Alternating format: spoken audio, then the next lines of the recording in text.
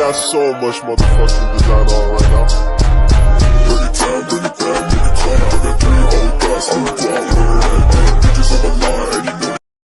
Assalamualaikum warahmatullahi wabarakatuh. Perkenalkan, nama saya Dija Kalista Insan dengan NPM 22380050, Fakultas Ilmu Kesehatan Prodi S1 Farmasi, Universitas Malahayati. Di sini saya akan menjelaskan materi tentang fotosintesis.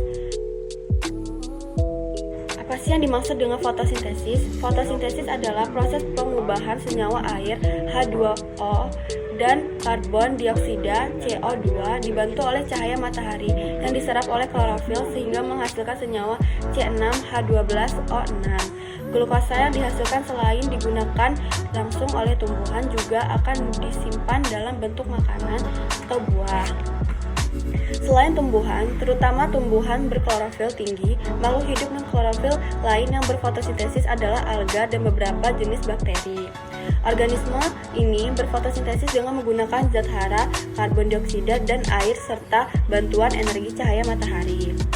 Organisme fotosintesis disebut juga dengan fotoautotrof karena mereka dapat membuat makanannya sendiri. Pada tanaman alga dan Cnidaria, fotosintesis dilakukan dengan memanfaatkan karbon dioksida dan air serta menghasilkan produk buangan oksigen. Oke, berikut saya akan menjelaskan tentang 3 jenis fotosintesis beserta dengan contoh tanaman dan tumbuhannya.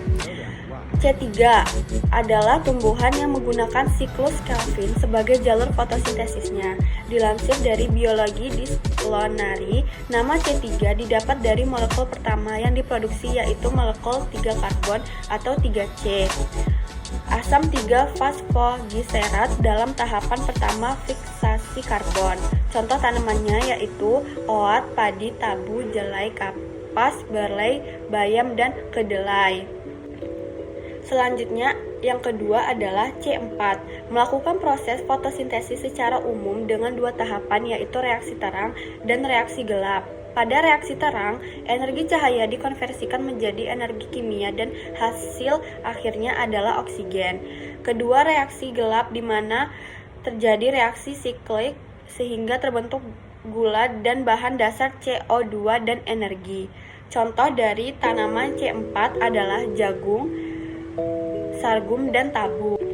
Yang terakhir adalah CHEM, adalah proses fiksasi karbon pada malam hari untuk membatasi jumlah air yang hilang dari stomata daun. Artinya adalah fotosintesis CHEM adalah fotosintesis yang dilakukan oleh tumbuhan yang hidup di daerah kering tanpa harus membuka stomatanya.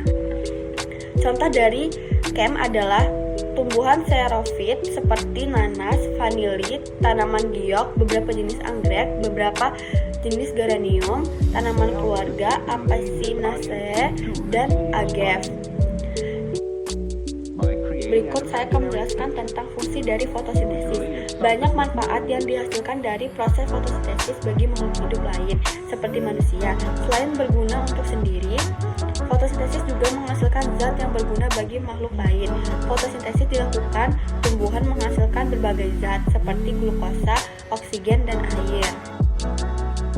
Masuk ke tahapan fotosintesis. Fotosintesis berlangsung melalui serangkaian reaksi kimia. Berikut tahapan fotosintesis. Yang pertama, tumbuhan mengambil energi dari cahaya matahari. Yang kedua, energi dari cahaya matahari masuk ke kloroplast di dalam tumbuhan.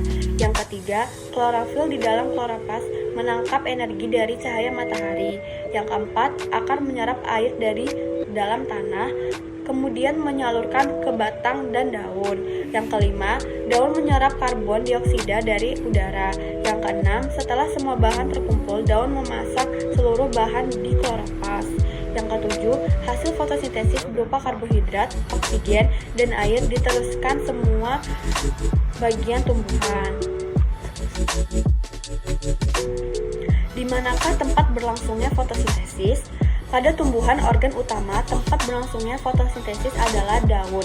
Namun secara umum, semua sel yang memiliki kloroplas berfotosintesis untuk melangsungkan reaksi ini.